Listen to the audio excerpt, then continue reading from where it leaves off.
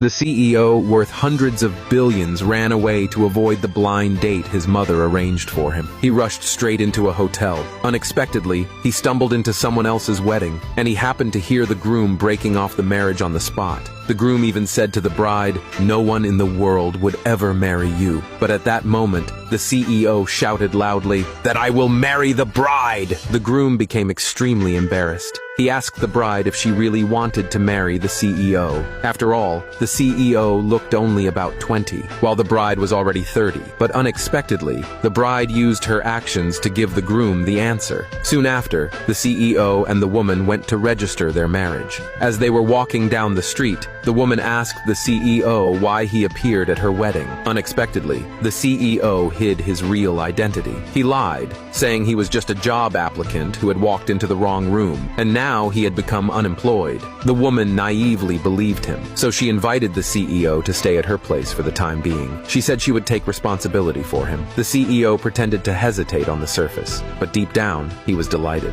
They exchanged contact information. Then the woman went to work.